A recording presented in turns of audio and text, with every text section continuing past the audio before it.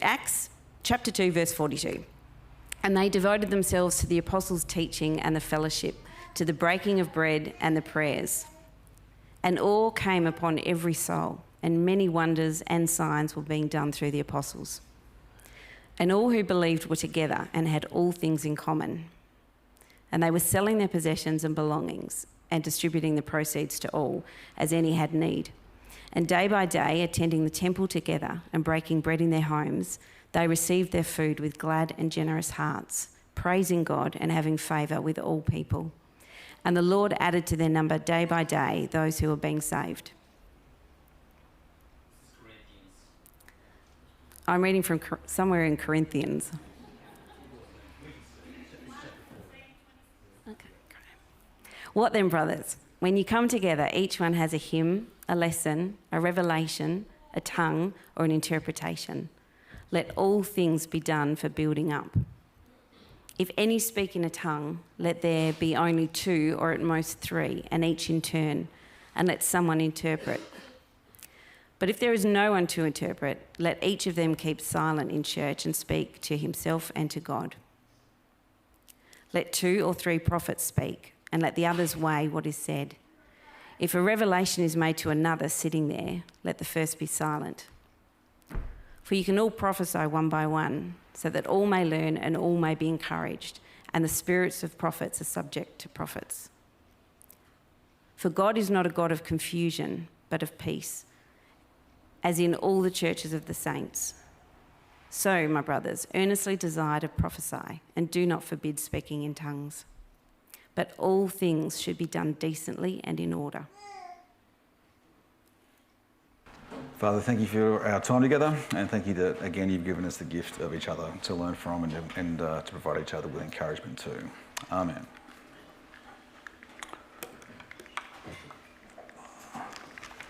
Morning, everyone. Just in case we haven't had the pleasure of meeting each other, my name is Matt. I'm one of the leaders here at MCC, and once again, let me extend a very warm welcome to you all. It's great to have you here this morning. As Louis has already mentioned, today's talk is going to be a little bit different from normal sermons. It's entitled MCC Under the Hood, and its genesis, or the reason for giving it, I guess, comes about because it is the beginning of a new year, obviously. And we've had some new people join us over the last couple of years, which is fantastic. And so given those two things particularly, we thought it'd be useful to have a look at Sunday mornings, a large component of our church life together, Sunday mornings. Specifically, what is it that we actually do here on a Sunday morning, and why do we do the things that we do in the format that we do? So if you like, what's the why behind Sunday mornings, and how do we go about them? That's really what this little 2-part sermon series is going to be about. So some of you may remember that all the way back in early 2018, and then again in early 2020, just before COVID hit, I gave this talk. So it's been done twice. But having said that, it's about 4 years since this last iteration. So it's changed a bit, and I figure some of it is worth hearing again, regardless. As again, it serves as hopefully a good reminder as to why we do what we do and how we go about it, and how Sunday mornings fit under that broader banner of what it is to be a church. So the 2 parts of the series are going to be, if I can get this, sorry, you're all right, mate? You okay if we switch? Yeah, so it's going to be in 2 parts. This week, I'll be presenting the bigger picture behind Sunday morning services. So specifically who they are for, so who are Sunday mornings for, and how we hope that people will engage in them or with them. Next Sunday, we'll be diving into the nuts and bolts of Sunday morning. So looking in a fair bit of detail at each component that makes up a Sunday morning. And again, looking at that part and asking why do we do it the way that we do. I think this is important to look at because the style and the format of church services do and should change. And if we don't re-examine periodically the reasons behind why we do Sundays the way that we do, there's a risk that we'll just keep on doing whatever it is that we think we've always done, because that's just how we've always done it. And perhaps it's suited some other time and place, like a different context, but we can inadvertently get that set in stone. We can think it's sacred. The way that we go about Sunday mornings is sacred. When in fact, there's a good chance that God may be calling us to do Sunday mornings differently based upon the changed context that we may find ourselves in. So the big point is, how we do services can change, probably should change, depending on our time and our place. And secondly, we should be mindful, if you like, conscious, intentional about how we do church, because we don't just want to slip into autopilot, I believe. If you're a visitor with us this morning, or perhaps you're new, or perhaps you don't come very frequently, and perhaps you don't identify as Christian, regardless of all the above, I'd like to again say welcome. I'm really glad you're here. We're really glad that you're here. And to some degree, whether this talk actually makes sense to you or not will probably... Is that me, Adrian? Okay. Whether this talk makes sense to you or not will be almost a litmus test, if you like, in terms of how well I've done. So again, it's great to have you here, and I'll be around afterwards if anyone's got any questions or wants to discuss further. So diving in, number one, who are Sunday mornings for, humanly speaking? Because ultimately they're for God and God's glory, but on a human plane or level, who are Sunday mornings for? Are they just for people who consider themselves Christians? And to answer that, no surprises here, it's a big emphatic no. We believe that our Sunday services should be understandable, as in they should make sense, they should be comprehensible for non-Christians, seekers, anyone really. In this passage from 1 Corinthians 14, we didn't read this excerpt this morning, but it's a great little passage. It talks there about a house church in the city of Corinth, and it mentions that people who are inquiring or unbelievers will come in. So right from the get-go, Paul, the author of this letter, writes as if he's expecting visitors to come along to the equivalent of our Sunday mornings in a house church setting. And Paul goes as far as to say there that when everyone is prophesying, and don't get hung up on that term, prophesying, because that could be completely kind of supernatural revelations, or it may just be really pertinent preaching or sermons. Either way, something is said by the Christians there that moves, that convicts, that really strikes at the heart of the visitors. And they are so moved that they see that as being evidence of God. As you'll read there, God is really among you. So right there in the early church, we seem to have some evidence to suggest that even in those house church contexts, when Christians were again going through the equivalent of these meetings, it was expected that visitors, that non-Christians, that seekers, would be there in the midst of those gatherings, and they'd be legible to them, they'd be comprehensible, they could understand. They may not agree at all with what was going on, but they could understand it enough to disagree with it if needed. So that's really important. That's really important. And further to this, I came across this article a couple of years ago. That's one, yeah. Oh man. Yeah, thank you. So further to this, there was this article that came across one of the Eternity magazines that we subscribe to, so a Christian magazine. And it mentioned some findings from some research that was undertaken in 2016. And their conclusion was that worship, so in this case, song and music-based worship, is again really important to visitors. So not just to insiders, not just to regulars, but it means a lot to visitors. So they said, worship is itself a core mission activity to reach newcomers, rather than being just for the faithful. So the director went on to say, I know sometimes we think, church insiders, that worship is for insiders, and we have to work out how to move beyond, but it is in reality a core mission act of the church. We have to understand that the newcomer, that visitor, is walking in and making an evaluation about our faith based on their experience of worship. How we invest in that is really a key strategic response. That really struck me, and to be honest with you, left me quite surprised. Because again, we're talking really about the music and the singing and the impact these guys are saying that it has on people who are visiting, people who perhaps don't identify as Christian. But if you give it more thought, I was thinking, well, where in the rest of the world would you find some kind of equivalent of a church service when it comes to singing and music? I was thinking perhaps the closest thing would be like a big arena concert, like say, for example, going to see Coldplay in concert, because that just seems to be like a fairly big experience that's communal in nature and involves lots of singing. But regardless of how much you like or don't like Coldplay, I'd say it's not really it doesn't hit that level of transcendence, if you like. Regardless again of how much you like Coldplay, Chris Martin, the lead singer, probably doesn't inspire that much awe, if you like, and reverence. If you passed him in the street, you wouldn't say, hey, wow, that guy looks outstanding. You just see a guy who looks like Chris Martin. So to some degree, there's something of it there. There's something that's almost the equivalent of what you get in a church service, but it's missing that layer, that level of people together singing, which we've done for thousands of years, singing and worshipping about a being that is greater than all of us or any of us. Again, it goes from just being a celebration to believing that we're addressing and we're in the presence of something transcendent, the divine. And that brings true awe and reverence. And people, I still think, pick up on that because they don't get it in the everyday. So, two things. Worship, as we commonly use the word here, matters to visitors.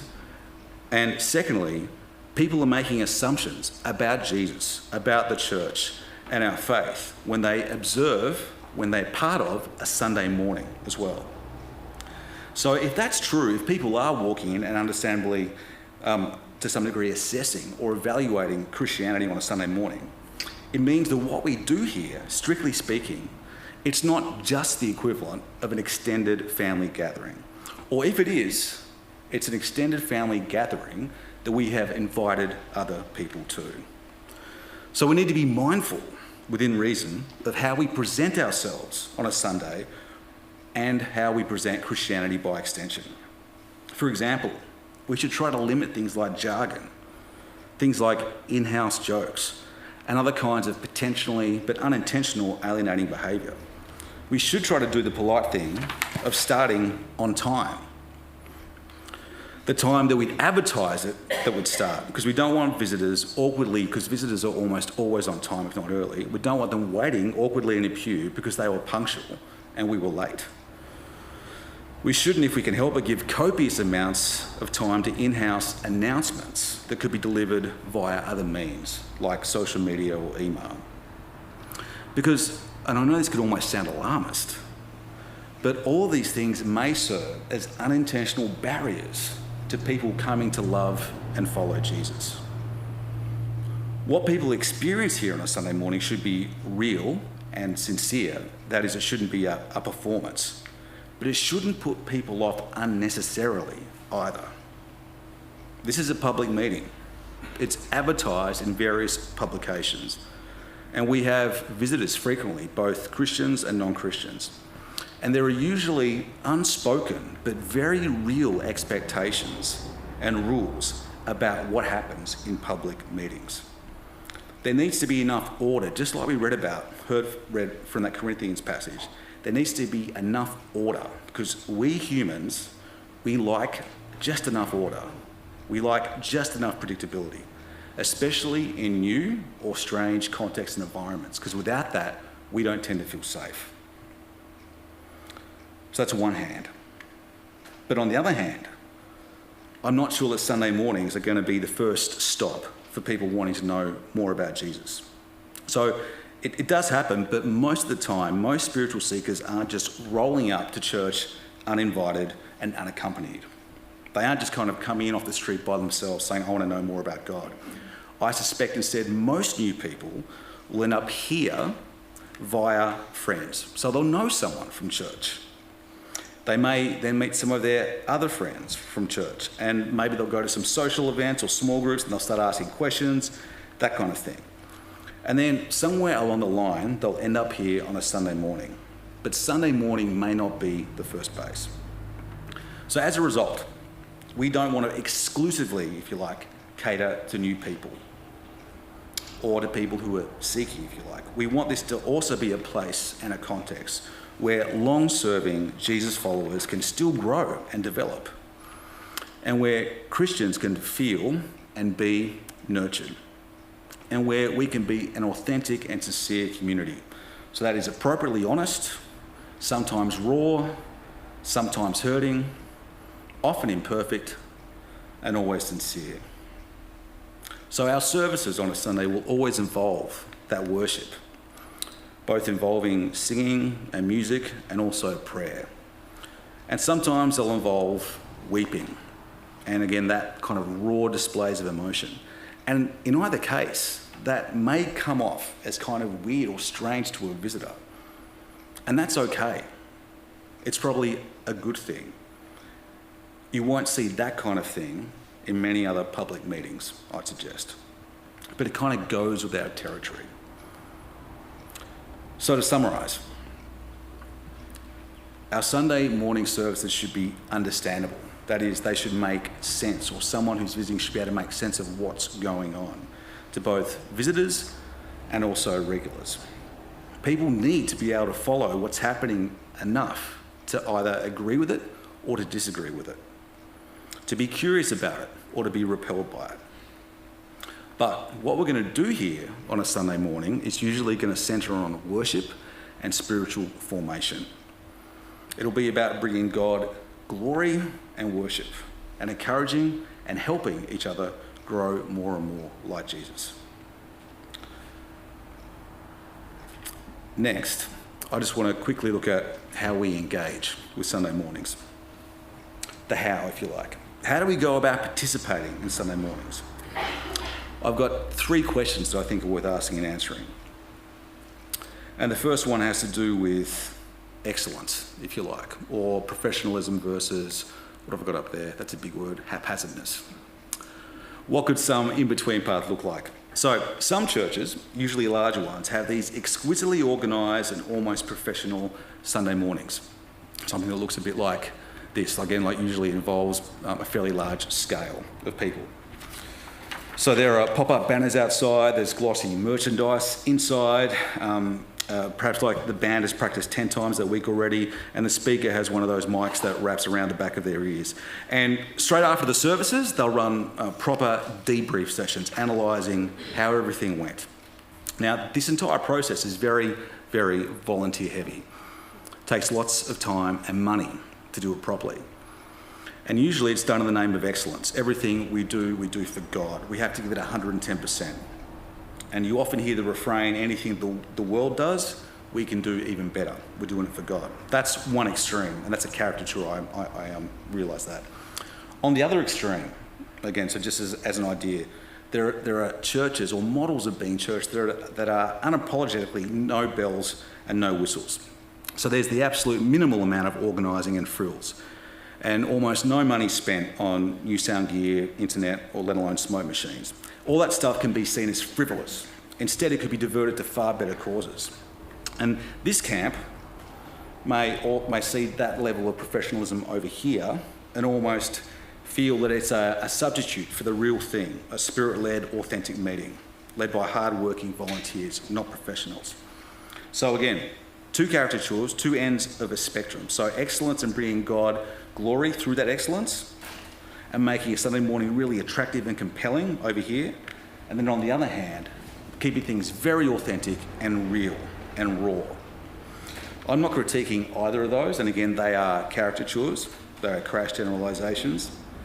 But I'm wondering, where do we as a church fit, if you like, in that continuum? How do we steer between those two? Because I think we're probably somewhere in the middle. As a way to navigate that, and hopefully this doesn't sound too simplistic, but I think we can go back to the principle of loving and serving people.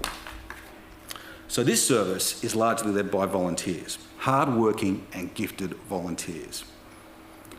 Loving our volunteers means we don't put too many expectations on them that are going to lead to a high risk of burning out.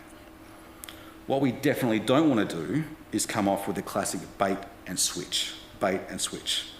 That is, be part of church, find life, and life to the full. And then once we've got you, we're going to fill up your life with commitments, obligations, expectations that make you resentful and exhausted. We don't want this church to have a big back door that people are continually walking out of. But we need to love and serve prospective members, visitors, and current members and regulars too. And loving them means that we don't want unnecessary barriers to get in the way of them becoming part of or sticking with MCC. Or to put it more proactively, we'll take reasonable steps to make Sundays welcoming and attractive, as well as a time in which people can grow and serve. And this is usually going to involve things like competent preaching, good music and singing, and ensuring that the kids are involved and being served too. And then, by necessity, it's hello, rosters, and commitments. You can't have one without the other. So I've talked about reasonable steps, and of course, it's determining reasonable steps. What constitutes reasonable? That's the hard part. Because that probably changes with some degree with the culture and the context. So the example I always go back to here is coffee. When I was growing up in church, most coffee drinkers were happy with International Roast. In fact, thinking about it, this is my product placement. My now lifelong love affair and dependency on coffee and caffeine started with church and with this, of all things. It was like prominent product placement back in the day in the 70s in Burnie. International Roast was at every church, that's how I remember it. So that's what we had at church. We had International Roast, church coffee. Now, cafe quality coffee back then when I was growing up would have been seen as ludicrous. But now, we as a whole, as in not just church, but we as a society here, we're big coffee drinkers. We've got a big coffee culture. Many coffee drinkers have proper coffee machines at home. So if you go to a church in a public meeting with its own unspoken rules and expectations and you're supposed to be welcomed and all they have is Blend 43, etc., it can serve as a clash. So what's reasonable and expected will change and will continue to. There was a time, believe it or not, before PowerPoint and keynote presentations. People still preached and gave sermons then. But now, visuals are standard. And it can jar just a little bit if people get up here and speak without any visual aids. So we need to walk this line between adjusting, between changing, for the sake of loving and serving people, both current and future, without also, again, unintentionally overburdening people with unrealistic expectations and too many rosters. So that probably means we shouldn't shoot for excellence at all costs. But at the same time, we aim to try and improve what we do here within reason. So preachers receive feedback, musos rehearse, those who service manage discuss how to keep on improving the role and the functions. We expect those who serve to keep on developing their gifts without breaking them or without killing their joy. And we hope and pray that Sunday mornings will continue to be tweaked, just slightly adjusted, and be even better at bringing God glory. And we remember what our core purpose is on Sunday mornings. We point people to Jesus. We talk about him, we worship him, we demonstrate and explain what life is like when he is followed, how it brings fulfillment, makes meaning out of pain, for example. That's fundamentally what we're about. And again, that's something that only churches can offer. What we're not about here is the entertainment or selling business. Now, church services may hopefully be entertaining at times, but this should be a happy side effect, not its core purpose. What we don't want to do, again in the name of excellence or relevance, is ape the world. Try to put on a show, a big spectacle here on a Sunday. Because the truth is, as you're well aware, we couldn't keep up with the professionals anyway. We couldn't do it. And that's ultimately not going to be your way to love and serve people or God.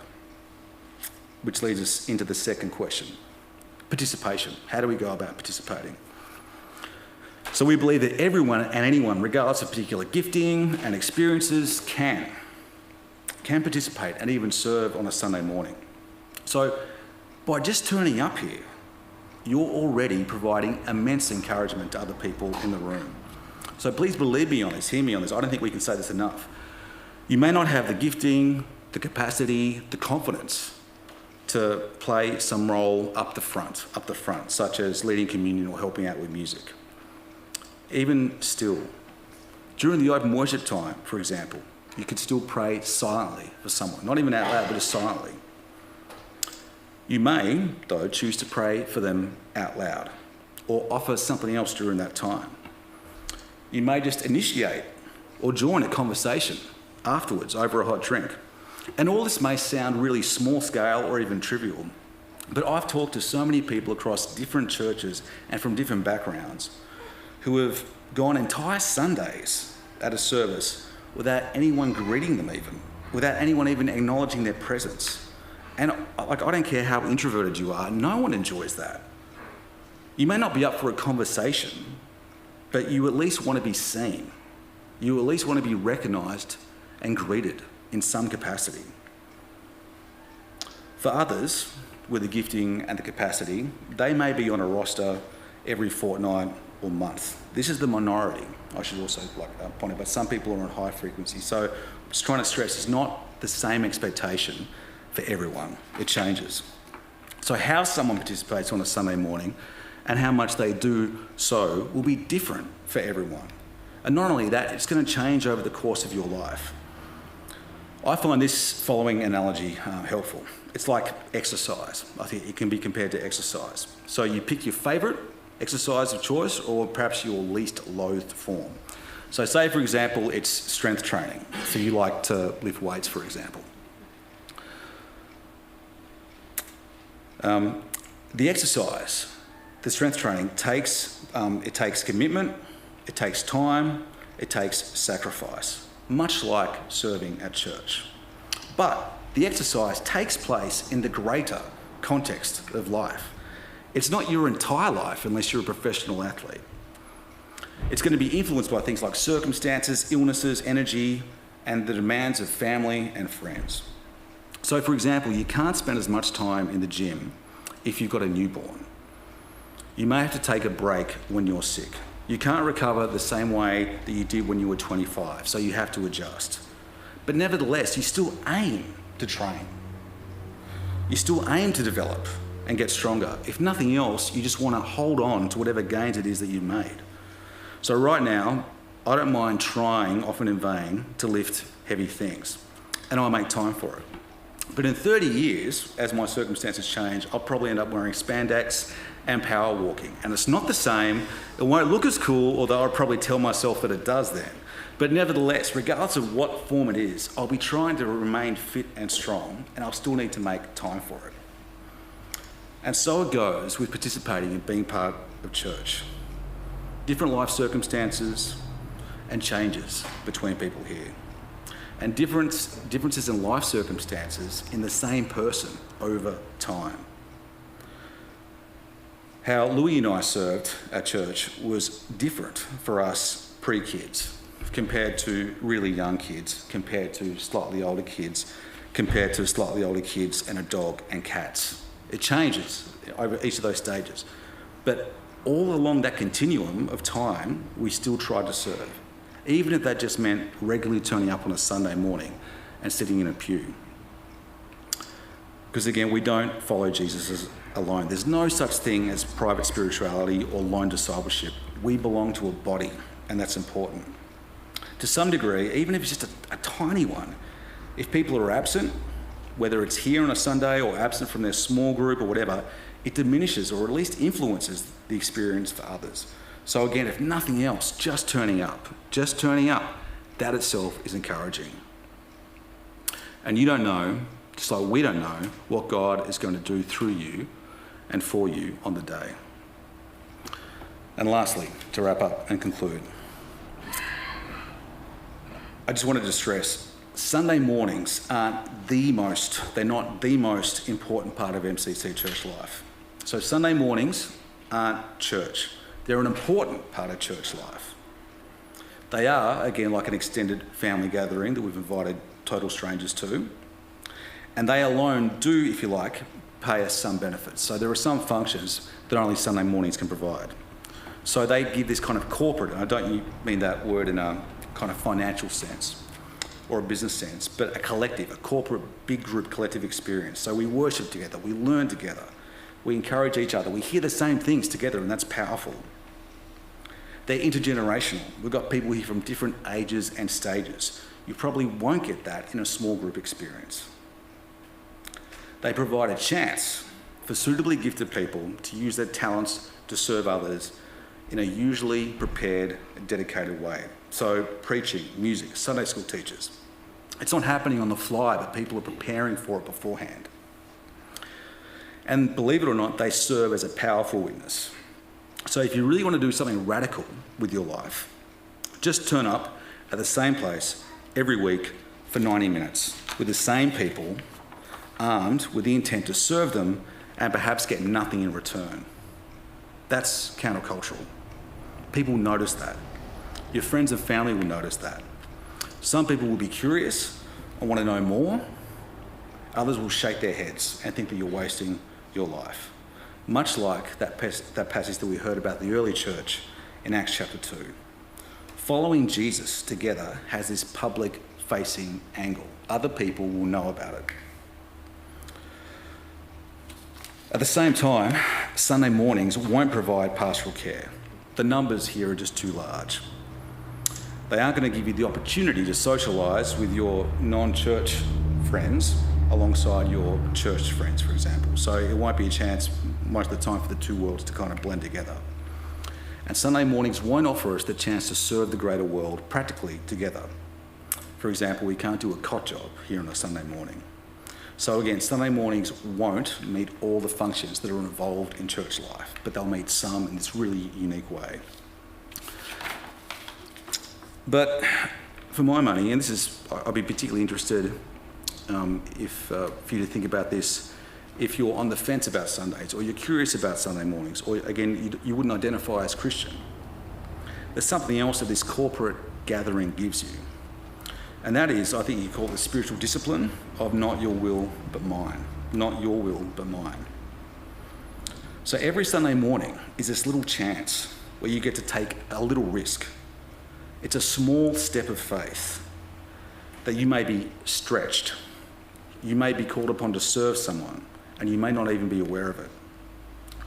Think about it. Most of us, if not all of us in the room, we now live in an age and a place where we can choose our friends, we can choose or we can follow our chosen social influences online, we can screen our calls, we can stream our favourite shows, we can even dodge our families now to a large degree. We can curate our lives to the nth degree and have almost total control over who we spend our free time with and what we give our attention to. Algorithms will just drive me further and further into my already predefined, relatively small and narrow world. If this is true, more and more I'm seeing Sunday mornings as a chance to hand over some of this autonomy to God. God, I'm actually allowing you to serendipitously or providentially determine what and who is best for me. This is just a small act of faith that you know God better than I do about what's best for me, what I need. You know how to take me out of the confines of myself by putting me side by side in the flesh with people who look very, very different from me, who I wouldn't probably be associating with in the flesh apart from Sunday mornings. You see that? It's different. That, to me, is like a small act of faith. That is a spiritual discipline. And that's what we read about, again, or heard read about in the early church from Acts chapter 2. Even in those early days, it wasn't perfect. They had their first intra-church conflict, I think, like literally the next chapter over. So the church has never been perfect. The church was persecuted. They were misunderstood by friends, families, both fellow Jews and the Romans. They were misunderstood.